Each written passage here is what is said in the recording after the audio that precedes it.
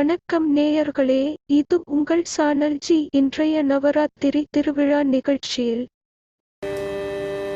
அழகிய மயிலே அபிராமி, அஞ்சுத மொழியே அபிராமி, அழகிய மயிலே அபிராமி, அஞ்சுத மொழியே அபிராமி, ஆதி கடவுர் அபிராமி, ஆனந்த வடிவே அபிராமி, அழகிய மயிலே அபிராமி, அஞ்சுத மொழியே அபிராமி, இன்னமுதம் நீ அபிராமி, ஈசனி கொடியே அபிராமி, இன்னமுதம் நீ அபிராமி, ஈசனி கொடியே அபிராமி, உன் பதம் சரணம்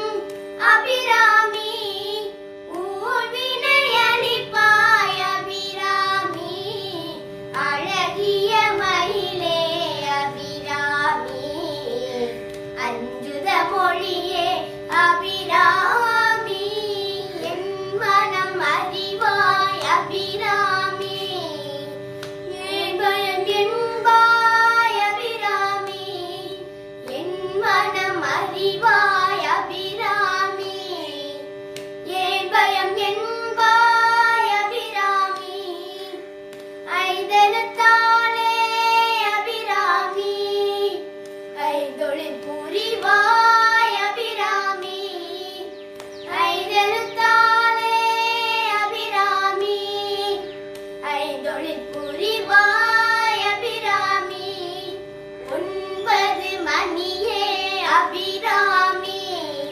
ஓம்கார பொருளே அபிராமி, ஒன்பது மணியே அபிராமி, ஓம்கார பொருளே அபிராமி, ஔஷதம் நீயே அபிராமி, அம்புலி காட்டிய அபிராமி, ஔஷதம் நீயே அபிராமி, அம்புலி காட்டிய அபிராமி, அழகிய மயிலே அபிராமி, அஞ்சுத மொழியே அபிராமி, ஆதி கடவுர் அபிராமி, ஆனந்த வடிவே அபிராமி, அழகிய மயிலே அபிராமி, அஞ்சுத மொழியே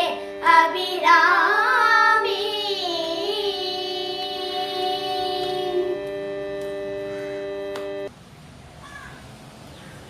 ஓம் காத்யாயனாய வித்மஹே கன்யகுமாரி தீமஹி தன்னோ துர்க்கே பிரசோதயாத். அன்பர்கள் அனைவருக்கும் அன்பு வணக்கம். நவராத்திரியின் 6ஆம் திருநாள் ஆன இன்று அன்னை அபிராமவள்ளியை பற்றி நாம் சிந்திக்க இருக்கின்றோம். திருக்கடவூர் அபிராமி என்று சொன்னாலே திருமணங்களுக்கும் தடைகளை நீக்குவதிலும் குறைகளை துடைப்பதிலும் கண்ணீரையும் கவலையும் விரட்டுவதிலும் பெயர் போனவள் என்ற அர்த்தம். இந்த திருக்கடவூரில் அமர்ந்து நமக்கெல்லாம் அருள்பாலித்துக் கொண்டிருக்கும் அன்னை ஆதி பரமேஸ்வரி அபிராமவள்ளியை பற்றி நாம் இன்று சிந்திக்கவிருக்கின்றோம். திருக்கடவூர் மிகவும் பிரசித்தி பெற்ற வீரட்ட தலங்கள், அட்ட வீரட்ட தலங்கள். சிவபெருமான் சாகச நாயகர்.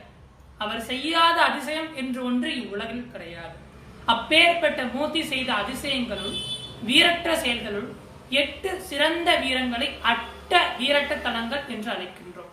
அதிலே காலனை சம்ஹாரம் செய்து காலகாலனாக கால சம்ஹார மூர்த்தியாக சிவபெருமான் காட்சி கொடுக்கும் திருத்தலம் தான் இந்த திருக்கடவூர் வீரட்டானம்.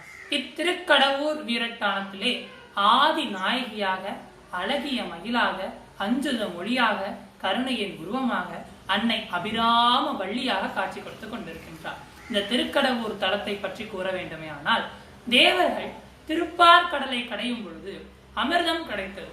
கிடைத்த அமிர்த கலசத்தை உண்பதற்கு முன்பாக இவ்விடத்திலே வைத்தனர்.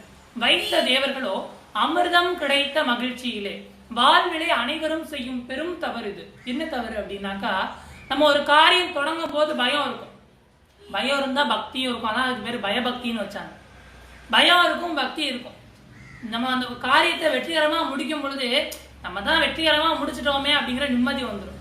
யார் மனசுலயும் பக்தி வராது. தேவர்களும் விஷம் வரும்போது சிவபெருமான தேடினாங்க. கடையணும் மழை சரியுதுங்க போது பெருமாளை கூப்பிட்டாங்க.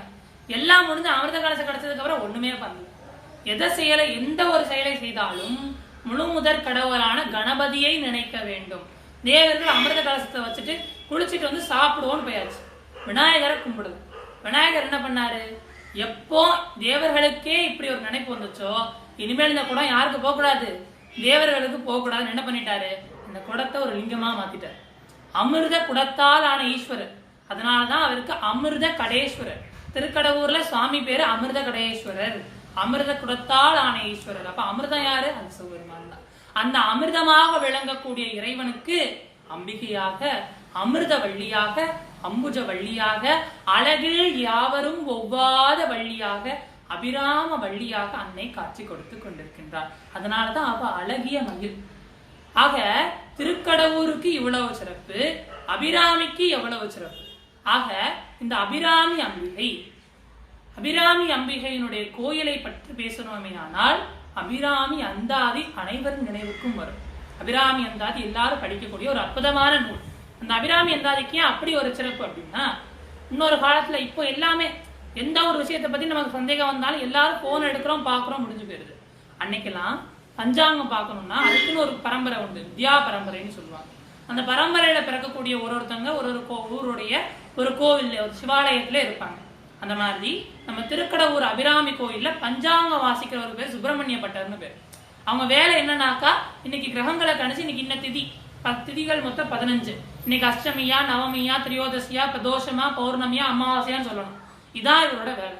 இவரோட இப்போ திதிகள் எல்லாம் கணிக்கணுங்கிற போது எப்பவுமே என்ன பண்ணுவாங்க அப்படின்னா, அம்பாள் நாடி உட்காந்துட்டு மனசால அம்பாளை தியானம் பண்ணிக்கிட்டே இருப்பாங்க. இதான் வேலை அவங்களுக்கு. கேட்கும் போது திதியை சொல்லணும், இதான் அவங்களோட வேலை, பஞ்சாங்கம் வாசிக்கிற வேலை. ஆக அந்த மாதிரி இந்த சுப்பிரமணிய பட்டர் அம்பிகை அபிராமி அவ்வளவு ஒரு அழகு. அவளை பார்த்துட்டு அப்படியே உட்கார்ந்துப்பார் அபிராமி சன்னதியில. சரபோதி மன்னன் அமாவாசை அன்னைக்கு, தஞ்சையை ஆண்ட மன்னன் அமாவாசை அன்னைக்கு தர்ப்பணம் கொடுத்துட்டு அம்பாளை தரிசனம் பண்ணுவோன்னு சன்னதிக்கு வரான். அப்போ மன்னர் வரும்பொழுது எல்லாரும் எழுந்து மன்னருக்கு வர மரியாதை கொடுக்குறாங்க. இந்த சுப்பிரமணிய பட்டரோ அம்பாளை பார்த்துட்டு இருக்காரு, மன்னனை பார்க்கல. உடனே எல்லாரும், அண்ணா நீங்க வர்றத கூட கவனிக்காம எவ்வளவு ஆணவமா உட்காந்துருக்காங்க. இப்ப மன்னன் சொன்னா, இங்க அம்பாள் தான் எல்லாமே, நமக்கு மரியாதைக்காண்டி நான் இங்க வரல, நான் இங்க வணங்குறதுக்காண்டி வந்தேன்னு சொன்னான். அப்போ அங்க இருக்கவங்க எல்லாம் என்ன பண்ணிட்டாங்க, சரி மன்னா நீங்க மரியாதைக்காண்டி வரல, நீங்க ஒரு மன்னன், இவன் திதி வாசிக்க கூடியவன், இவன்ட்ட என்ன திதின்னு கேளுங்க, இவன் வேலையை ஒழுங்கா பார்க்கானான்னு சோதிச்சு பாருங்க. ஆக இந்த சரபோஜி மன்னன், அது என்னோட கடமை தான், நான் கேட்கறேன்னு அம்பாளை நமஸ்காரம் பண்ணிட்டு சுப்பிரமணிய பட்டர் பக்கத்துல வந்து, சுவாமி சுவாமி நான் சரபோஜி வந்திருக்கேன், இன்னைக்கு என்ன திதி அப்படின்னாரு. அப்போ அம்பாளை கண்ணார கண்டுகிட்டு இருந்தார். அப்படி ஒரு அழகு அன்னை. அண்ட சராச்சரங்கள் கோடி சூரிய பிரகாசத்தோட அம்பாள் கண்ட திதிதா. ஆக இவர் என்ன திதின்னு கேட்கும் போது பௌர்ணமி அப்படின்ட்டார். என்ன திதி? பௌர்ணமி அப்படின்ட்டார். ஏன் பௌர்ணமின்னு சொன்னாரு?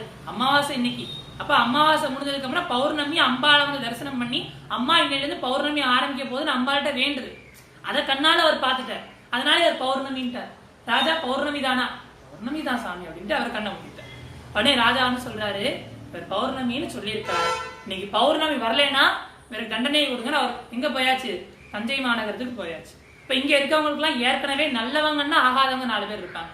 ஆக சுப்பிரமணிய பற்று மேல ஒரு அபிப்பிராயம் இங்க இருக்க எல்லாருக்கும். அப்ப இன்னைக்கு பௌர்ணமி வரப்போறது இல்லை, ஏன்னா இன்னைக்கு அமாவாசை, பௌர்ணமி வரப்போறது இல்லை, இன்னையோட இவன் கதை முடிஞ்சது அப்படின்னு சுப்பிரமணிய பற்று கண்ணை முடிச்சு பாக்குறாரு. ஓஹோ அப்படியா, இதான் நடந்துச்சா, சரி சொல்ல வச்சவ நீ, அதான் சரணாகதின்னு பேரு. சொல்றாரு, சொல்ல வச்சவ நீ, அப்போ ஏதோ காரணம் இருக்கும், ஓ சுத்தம் அப்படின்னாரு. மாணிக்கவாசர் அழகா சொல்லுவாரு, குன்றே உடையாய் நீ என்னை ஆட்கொண்ட போதே குன்றலையோ, எந்த ஆவியும் உடைமை எல்லாமும் என்னை ஆட்கொண்ட போதே குன்றலையோ, நன்றே செய்வாய் பிழை செய்வாய் நானோ இதற்கு நாயகமே. வாழ்க்கையில் நல்லது நடந்தா மட்டும் நீ காரணம் இல்ல, எது நடந்தாலும் நீ தான் காரணம். ஏன்? உன்னை சரணாகதியாக நான் பிடித்து விட்டேன்னு சொல்றாரு. நம்ம கோயிலுக்கு போறோம், பிள்ளையார பாக்குறோம், 5 கை இருக்கு, முருகரை பார்க்கிறோம் 12 கை இருக்கு, பெருமாளை பார்க்கிறோம் 4 கை இருக்கு, அம்பாளை பார்க்கிறோம் 8 கை இருக்கு. ஒருத்தவங்களும் கை வேற வேற. எல்லா சாமிக்கும் 2 கால் தான். எதுக்காண்டி? கண்ணீரோட, கவலையோட, துக்கத்தோட, துயரத்தோட மனசு குழம்பி போய் என்ன பண்ணனே தெரியாம ஓடி வர்றவங்க ஒண்ணு இதுல விழு இல்ல அதுல விழு. கை அத்தனை இருக்கு, கால் அத்தனை வச்சா எதுல விழுறதுன்னு ஒரு பெரிய ஆர்வம் வந்துடக்கூடாதே. 2 கால் தான். சரணாகதியா அந்த 2 காலை யாரெல்லாம் பிடிக்கிறாங்களோ அவங்க வாழ்க்கையில குறையே கிடையாது. என்ன ஒண்ணு? நம்பிக்கை இருக்கும்.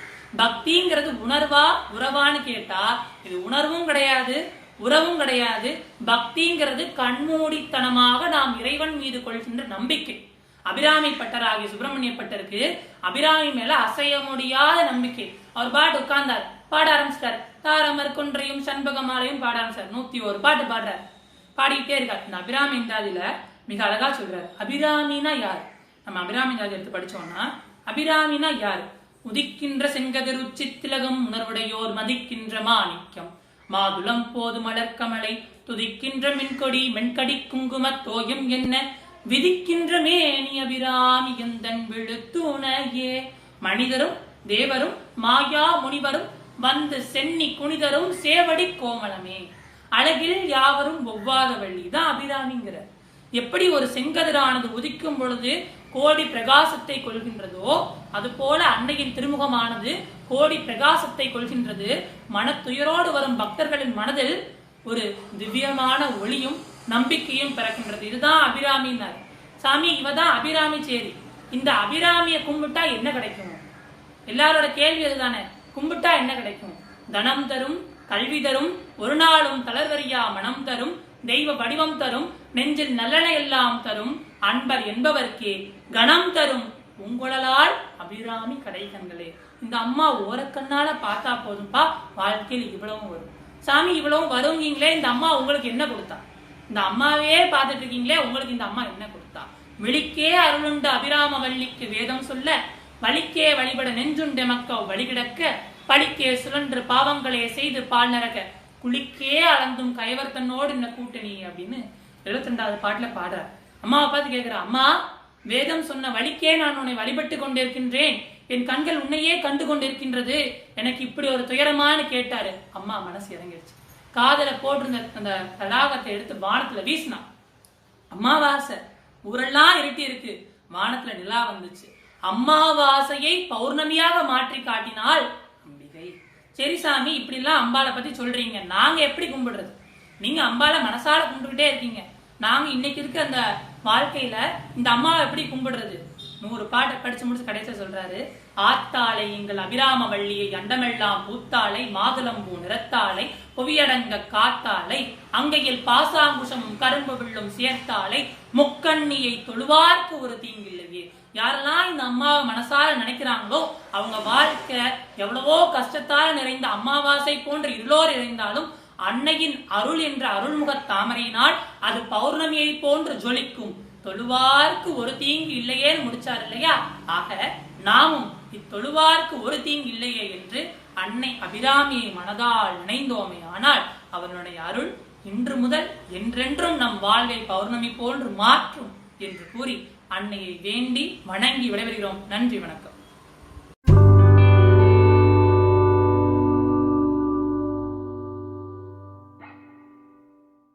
அன்பு நேயர்களே, உங்களுக்கு விருப்பமான நிகழ்ச்சிகள் சேனல் ஜியில் தினம் ஒளிபரப்பாகிக் கொண்டு இருக்கிறது. உங்கள் கருத்தை எங்களுக்கு எழுதி அனுப்புங்கள். எங்களுக்கு எழுதி அனுப்ப வேண்டிய முகவரி podcast@gmail.com.